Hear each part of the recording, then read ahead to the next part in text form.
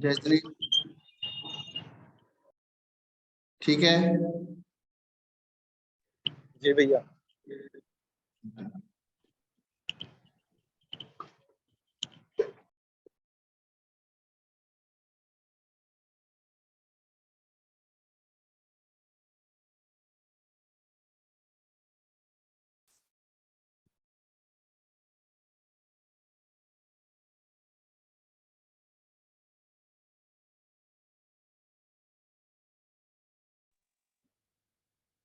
भैया जी जी पिछली कक्षा में जो आपने पढ़ाया था वो मैं उस दिन कुछ भी सुन नहीं पाया था।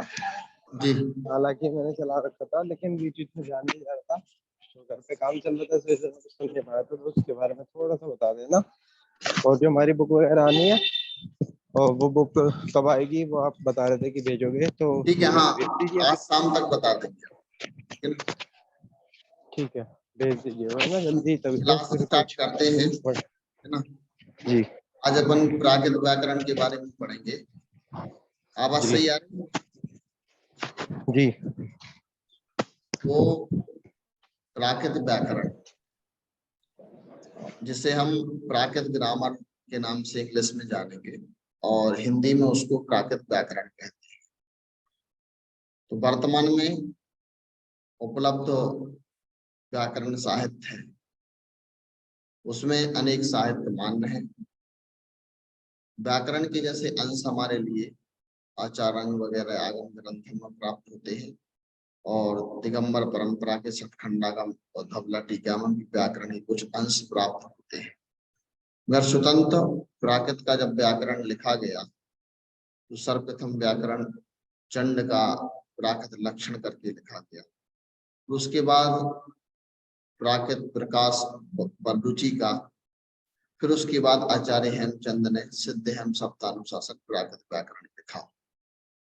अब इसमें आचार्यों ने जो प्राकृत व्याकरण लिखा, आज तक जितने भी प्राकृत के व्याकरण लिखे गए सारे व्याकरण कोई संस्कृत भाषा में लिखा गया सूत्रबद्ध तरीके से, और कोई हिंदी भाषा में लिखा। अभी तक प्राकृत भाषा का व्याकरण प्राकृत भाषा में नहीं लिखा। सर्वप्रथम हम देखें तो हमने जहां व्याकरण साहित्य के लेखन में जहां पर देखा तो हमें उपलब्ध हुआ कि व्याकरण ग्रंथ तो बहुत लिखे गए। उसमें अब आज वर्तमान में जो विद्वान अपने लिए गौरव का अनुभव करते हैं एवं उस व्याकरण के माध्यम से समझते हैं, उसका नाम है सिद्ध हेम शब्दानुशासन। वह आचार्य हेमचंद जी द्वारा लिखा गया है। लगभग 12वीं शताब्दी में इस ग्रंथ का लेखन हुआ है। इस ग्रंथ में 8 पाद यानी 8 अध्याय चैप्टर हैं, जिसमें 7 अध्यायों में तो बात की गई है संस्कृत व्याकरण की। 8वां जो अध्याय है उसमें प्राकृत व्याकरण की बात की गई है। और प्राकृत व्याकरण का जो 8वां अध्याय है उसमें भी 4 पोर्शन है, 4 भाग हैं, 4 पाद बोलते 4 पाद है, और उन्होंने उनमें विभिन्न तरीके से प्राकृत व्याकरण की बात की गई। तो आज सर्वप्रथम हम देखेंगे कि प्राकृत व्याकरण जो है वह क्या है। जैसे हम हिंदी भाषा में पढ़ते हैं कि सुर के बारे में, कि सुर कितने प्रकार के होते हैं और व्यंजन कितने प्रकार के। तो हम देखते हैं कि सुर हमारी लैंग्वेज में सुर 3 प्रकार के होते हैं। एक तो होता है हरस सुर, दूसरा होता है दीर्घ सुर, तीसरा होता है विलुप्तम। तो प्राकृत भाषा में 2 सुरों का ही उच्चारण माना गया है, या 2 सुर ही प्रयोग में आते हैं। उनका नाम है हरस स्वर और दीर्घ स्वर। और जो विलुप्त स्वर है वह है उच्चारण में तो नहीं आता, मगर वैदिक ग्रंथों में इसका वर्णन प्राप्त होता है। अनेक ग्रंथों में, संस्कृत ग्रंथों में ये उपलब्ध होता है। इस कारण से हम तो उसे विलुप्त जी तीसरा स्वर कौन सा है सर? विलुप्त हम्म, पहला जो रहेगा हरस, दूसरा दीर्घ और तीसरा प्लुप्त। तीनों के नाम कैसे रखे गए उसको भी पहले हम पहले ये प्रकार का पुस्तक का नाम क्या बताया आपने? क्या पुस्तक का क्या नाम बताया जिसमें ये 8 अध्याय हैं? प्राकृत व्याकरण की पुस्तकें वैसे तो बहुत सारी हैं, हम जिसे आधारभूत मानते हैं उसका नाम है सिद्ध हेम शब्दानुशासन प्राकृत व्याकरण। उसके लेखक का नाम है आचार्य हेमचंद। ठीक है, इसमें दो जी। पुस्तकों का हम यूज करते हैं, एक तो मुनि पड़म्ब सागर जी की प्राकृत रचना भास्कर पुस्तक को देखेंगे, या फिर आचार्य सुनील सागर जी महाराज की जो पुस्तक है प्राकृत बोध, वो दोनों हिंदी में है। वो हिंदी में आपको अच्छे से समझ में आ जाएंगे, और आप कहें तो उनकी हम आपको पीडीएफ भी सेंड कर सकते जी कर दो। तो स्वरों की बात कर रहे थे। सुर के 3 प्रकार, पहला सुर हमारा ह्रस्व है, दूसरा दीर्घ है और तीसरा प्लुप्त है। तीनों के नाम अलग अलग क्यों रखे गए? तो पहला ह्रस्व, ह्रस्व सुर जिसमें ये उच्चारण में एक वर्ड का मतलब एक वर्ड मान एक ध्वनि का उच्चारण हमें मालूम हो, जैसे आ बोलते तो आ में सिर्फ आ ही है अकेला, तो उसको क्या है ना कि ह्रस्व जिसमें एक उच्चारण के लिए एक मात्रा का उल्लेख प्राप्त हो, उसके लिए हम क्या करते हैं, प्रयोग जब हम करते हैं तो एक मात्रा जिसमें रहेगी उसका नाम रहेगा ह्रस्व। दुर्गा दूसरा है दीर्घ, दीर्घ वो है जिसमें 2 वर्णों का उच्चारण एक साथ मालूम चले उसको दीर्घ कहते हैं। 2 वर्ण बड़ा आ बोलते जैसे या बड़ी ऊ बोलते उसको दीर्घ बोलते हैं। विलुप्त, विलुप्त में 3 मात्राओं का जो बोलने का ध्वनि का वर्णन दिखाई देगा तो उसको प्लुप्त बोलते हैं। तो प्राकृत भाषा में सिर्फ 2 स्वरों का प्रयोग आता है, एक ह्रस्व का और एक दीर्घ का। अब ह्रस्व में पहले अपन देखेंगे छोटा वाला आ, उसके बाद देखेंगे बड़ा वाला आ पहुंच जाएगा दीर्घ में, और उसके बाद आ जाएगा छोटा वाला ऊ आ जाएगा ह्रस्व में, और बड़ा वाला ऊ रहेगा जो हो जाएगा दीर्घ के अंतर्गत। सर ये ऐसे जो ही 3 होते हैं तो ह्रस्व दीर्घ और विलुप्त स्वर, तो ये हिंदी में होते हैं? हाँ, ये तीनों हिंदी और संस्कृत में पाए जाते हैं। अगर वर्तमान की दृष्टि से प्राकृत भाषा में 2 स्वरों का प्रयोग होता है, एक तो ह्रस्व का और एक दीर्घ का। विलुप्त का प्रयोग उपलब्ध हमें नहीं होता है। उसको उसका ठीक है। वर्णन जो विलुप्त है उसका वर्णन वेदों में उच्चारण के लिए आया है, प्रयोग अवस्था में नहीं आया है। कि जैसे आप देखते हैं कोई शब्द आ लिखा है और आ के पीछे अगर 3 अक्षर बना हुआ है तो उसको विलुप्त स्वर मान लेते हैं, ऐसा दिखाई देता है। तो इस तरीके से 3 तरीके के जी अपने स्वर हो जाएंगे। जैसे आप लिखेंगे ओ, ओ ओखली वाला जो आता ना, उसको अगर आप देखेंगे तो वह आपका कौन सा सुर माना जाएगा? दीर्घ माना जाएगा, उसमें 2 मात्रा है। ऐसे ही आप देखेंगे आई, आई भी दीर्घ सुर के अंतर्गत आएगा। तो इस तरीके से अपन सुरों का जो वर्णन है 3 तरह से डिवाइडेशन करके, प्राकृत भाषा में 2 तरह डिवाइडेशन का, एक ह्रस्व है और एक दीर्घ है। ह्रस्व में 1 मात्रा होती है, दीर्घ में 2 मात्रा होती है। तो 2 तरीके के सुरों का डिवाइडेशन है, देख लें। और तीसरा पोर्शन जो इसका है उसका नाम है व्यंजन। व्यंजन किसे कहते हैं? व्यंजन जो वर्ण होते हैं उन वर्णों में उच्चारण करते समय हमें स्वरों की आवश्यकता होती है। सुर के बिना हम व्यंजन का उच्चारण नहीं कर सकते। का से लेकर के जो छत्रक तक जितने वर्ण होते हैं वो सारे व्यंजन के अंतर्गत आते हैं। अब इन व्यंजन में 5 वर्ग पहले कहे गए हैं। का से लेकर के मां तक का जो वर्ण है वो वर्ग के अंतर्गत आते हैं। जैसे एक हो गया का वर्ग, तो का वर्ग में जितने अक्षर रहेंगे, का वर्ग में कौन कौन से अक्षर रहेंगे? का, खा, गा, घा, घा, ञ। न्या। हाँ हाँ, ऐसे ये वर्ण जब रहेंगे, ये वर्ण सारे किसमें आ जाएंगे? का वर्ग। और दूसरा है चा वर्ग, का वर्ग फिर चा वर्ग। चा वर्ग में चा, छा, न्या, कोई वर्ण आ जाए। फिर उसके बाद ये आएगा कि टा वर्ग। टा वर्ग में टा, ठा, डा, णा, ये वर्ण आ जाएगा। तो पहला हुआ का वर्ग, फिर चा वर्ग और फिर टा वर्ग। तो टा वर्ग डैश में भी आ गया। जी, क वर्ग का लास्ट वाला भी डे था और टे वर्ग का थर्ड वाला भी डे। एक इया है, एक अइया है।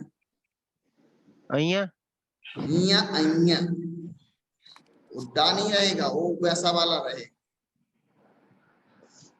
अच्छा, अलग अलग है दोनों। मैं आपको एक वर्ण व्यवस्था जिस तरीके की एक पीडीएफ भी भेज दूंगा, तो आप उसमें देख लेना। मैं डिवाइडेशन करके भेजूंगा कि इस तरीके से डिवाइडेशन किए गए, ठीक है ना। ठीक तो है। जो उच्चारण है का ख ग घ इया है, उच्चारण क्या है इसका? क्या? का ख ग घ न्या की इया। इकु विसर्जन नहीं है नाम कंठा। कंठ से जिसे अपन बोलते ना इया, और दूसरा आएगा इया। इया, और चाचा जा, जा, इया, जा झा। निया ना और या। हाँ हाँ, तो सर इसमें तो जैसे डे है तो डे की साउंड तो आनी चाहिए इसमें कुछ। वो गा बोला जाएगा, डानी बोला गा। जाएगा उसके, उसमें है ना, क्या है ना, नीचे बिंदी नहीं है साइड में। या वाले में जो क्या रहेगा, डा नहीं है। वो आगे बताएंगे आपको कैसे आता है। ठीक है। मैं 3 वर्ग अपन ने पढ़ चुके कि पहला वर्ग अपना आया ना, तो का वर्ग, दूसरा चा वर्ग, तो फिर तीसरा का वर्ग।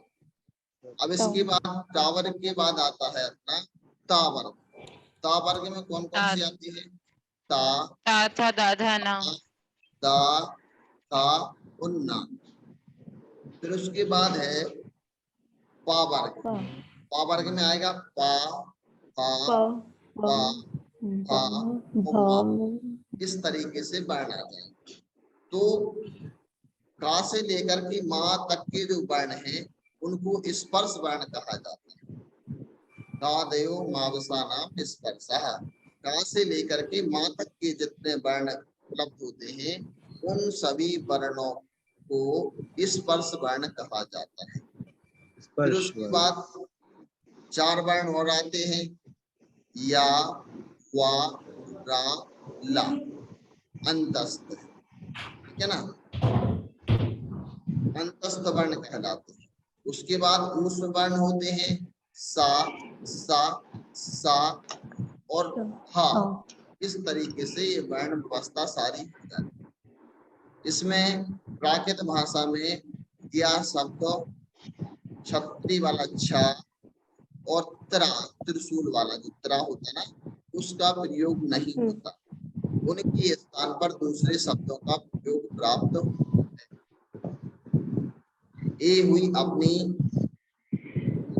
स्वर की और व्यंजन वर्ग की व्यवस्था की बात। अब अपन ये देखेंगे कि प्राकृत भाषा में कौन कौन से स्वर उपयोग में आते हैं और व्यंजन भी कौन कौन से उपयोग में आते हैं। पहले तो देखेंगे आ, छोटा और बड़ा, छोटा ऊ और बड़ा ऊ, छोटी ई और बड़ी ई, इस तरीके से सामने आए। फिर ए और आई, ओ, औ और अम का भी अपन ले सकते हैं। विसर्ग, आहा में जो विसर्ग होती है, प्राकृत भाषा में विसर्ग का प्रयोग नहीं होता है। किसी वर्ण के बाजू में जैसे नमा शब्द लिखते हैं ना, नमा शब्द लिखते हैं उस समय जो 2 बिंदी रखी जाती है ना, तो बोला जाता है विसर्ग। तो प्राकृत भाषा में विसर्ग का प्रयोग नहीं होता है। आपको कहीं भी विसर्ग नहीं मिलेगी, ये ध्यान रखना। प्राकृत भाषा में कहीं भी विसर्ग का नहीं उपलब्ध होगी। विसर्ग की जगह पर ओ शब्द आ जाएगा। जैसे नमः शब्द है, अपन नमस्कार मंत्र पढ़ते हैं, नमो अरिहंताणम, नमो सिद्धाणम, नमो वायरीयाणम, ये शब्द सावतम। अब इसमें जो डमो शब्द है फर्स्ट वाला डमो, तो वो नमहा शब्द से बना। कैसे बन गया कि पहले तो ना शब्द था नमहा, तो ना था तो ना को उड़ा हुआ और उसी विसर्ग था तो उसको ओ हो गया तो नमो हो गया। कैसे बनता है आगे आपको इसका सारा बताएंगे, कैसे बनता है, किस प्रकार हो जाता है, कैसे होता है, इसकी सारी प्रक्रिया है। तो कहने का मतलब है विसर्ग की जगह पर ओ का प्रयोग होता है। ठीक है। और अपन ने जो गा वर्ग पढ़ा, चा वर्ग पढ़ा, उट्टा वर्ग पढ़ा, इनके जो अंतिम अक्षर हैं, जैसे इसमें आया अंतिम अक्षर कौन सा, एक ञा है, एक अञा है और एक गणा है, गणा। तो उसमें क्या है कि उसको वर्ण णा तो जैसा णा है वैसा ही आए, ञा और अञा अनुस्वार के रूप में आएंगे। और ऐसे ही अपन ता वर्ग पढ़ेंगे और ता वर्ग में भी पा वर्ग इसके बाद आते हैं। पा वर्ग के जो अंतिम अक्षर ना और मा, तो ना को प्राकृत भाषा में ड़ा होता है, डमो नमहा शब्द है ना, तो उसको डमो बना।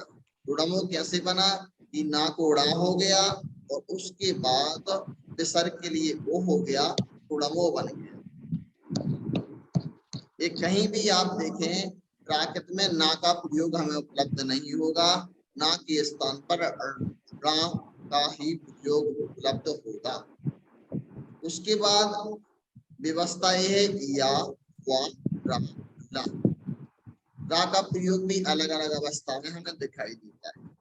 आगे तीन प्रकार के सा है, एक तो है मूर्धन्य सा, एक तालव्य सा, एक दंती सा। तो प्राकृत भाषा में सिर्फ एक सा का प्रयोग होता है। कौन से, तो सड़क वाला सा होता ना, से अपन लिखते ना सिद्धाणम, सिद्धाणम में जो शब्द सा का आया ना उसको बोलते हैं मूर्धन्य सा। मूर्धन्य सा का ही प्रयोग, तीनों सा में से सिर्फ एक सा का प्रयोग प्राकृत भाषा में उपलब्ध होता है, उसका नाम है मूर्धन्य सा। वो आपको जो सड़क वाला सा है दंती जी, दंती सा का नहीं, दंती सा का प्रयोग होता है ना इसमें मूर्धन्य प्राकृत भाषा में। हाँ हाँ, तो मूर्धन्य सा, तालव्य सा और दंती सा। तो इसमें सिर्फ मूर्धन्य सा और तालव्य सा को हम उसके स्थान पर दंती सा का प्रयोग करते हैं। और उसमें ये बताया गया है कि जो प्राकृत भाषा की एक और लैंग्वेज के थ्रू आती है उसका नाम होता है अर्धमानवी प्राकृत। तो परंपरा के हिसाब से वो प्राकृत होती हैं, तो उसमें जो अपन मूर्धन्य सा होता है ना, तो उसका प्रयोग भी अपन इसके नियम पढ़ेंगे। नियम के माध्यम से जब आप देखेंगे तो प्रयोग कहाँ कहाँ कौन कौन से आ रहे हैं तो उसको देख सकते हैं। अपन दिगंबर परंपरा की अगर बात करें, दिगंबर परंपरा की बात करें, दिगंबर परंपरा के जितने ग्रंथ हैं उनमें दंती सा का है। उसमें क्या है, जो सड़क वाला सा रहता ना उसका ही प्रयोग मिलेगा और कोई सा का प्रयोग हमें उपलब्ध नहीं होता है। तो इस तरह तो पूरी प्राकृत में सिर्फ मूर्धन्य सा का मतलब सड़क वाली सा का उपयोग होता है। हाँ बस। और मूर्धन्य नहीं है, वो तो दंती है दीदी। वैकल्पिक रूप की जो स्थिति रहेगी ना तो उसको भी हम बताएंगे कैसे, कहाँ पर कौन से का प्रयोग किया गया है और कैसे आया है। ये तो सामान्य नियम है। अभी तो जो नियम आएंगे ना उस नियम के अकॉर्डिंग अपन समझेंगे किस तरीके की कौन से सा का प्रयोग कहाँ आ रहा है, था का प्रयोग कहाँ आ रहा है, था का प्रयोग कहाँ आया और ता का प्रयोग कहाँ आया, तो उसको भी अपन समझ। सर जी सर दीदी बोल रही है कि मूर्धन्य नहीं है दंती है, तो ये मूर्धन्य क्या है फिर? क्या मूर्धन्य सा, दंती सा और तालव्य सा। तो प्राकृत में किसका उपयोग होता है, मूर्धन्य का ना? वैसे विशेष रूप से तो तालब जो मूर्धन्य सा उसका ही होता है, मगर इसमें क्या है कि प्राकृत भी 3-4 जगह डिवाइडेड है। एक तो अपन मानते हैं सौरसेनी प्राकृत को, ठीक है ना, श्वेतांबर परंपरा वाले मानते हैं अर्धमांगी प्राकृत को एक वैशाची प्राकृत है। तो इसके बारे में कल हम आपको बताएंगे कि कैसे डिवाइडेशन हुआ और कैसे प्रयोग में हुआ है, ठीक है ना। जी तो सर। बताएंगे, उसमें कोई आपको दिक्कत नहीं, ठीक है ना। और दूसरा मैं ये कह रहा था कि इसके लिए पढ़ने के लिए भी एक PDF बुक हम आपको भेजेंगे। वैसे महाराज जी के पास से तो आप लोगों के पास पुस्तक पहुंची होगी, या अभी मैंने कल पुस्तक वाले से बोल दिया है। थोड़ा आप लोग एड्रेस भेज देंगे तो मैं उससे पोस्ट करवा देता हूँ आपके एड्रेस। कौन सी वाली सर? वो एक प्राकृत व्याकरण की और प्राकृत साहित्य के जो इतिहास वाली बात थी, जी जी मैं आपको उपलब्ध करा दूंगा। ठीक है, आज एड्रेस दे देंगे आप। ठीक है। और कल अपन आगे का जो चैप्टर रहेगा कल अपन उसका अध्ययन करेंगे। आज प्रारंभिक जानकारी ये थी, और इसके बाद अपन कल और जानकारी भी इससे प्राप्त करेंगे। कैसे कैसे बने शब्द, कैसे आए, प्राकृत में कैसे वो शब्द आगे जाते हैं, कैसे जब प्रयोग करेंगे। और आप अभी तो ऐसे पढ़ रहे थे, सूत्रों के माध्यम से पढ़ेंगे ना, इतना अच्छा लगेगा कि एक सूत्र से 18 क्वेश्चन सॉल्व हो जाए अपने आप। उसमें अपन को जाना वो माइंड लगाने की जरूरत, एक सूत्र देखा उससे ही सारी चीजें अपने आप सॉल्व। उसमें अपन आगे देखते हैं, पढ़ेंगे, फिर अपन करते हैं, ठीक है ना। आज यहीं अपन विराम लेंगे। जी सर। ठीक। हाँ। जय श्री कृष्ण।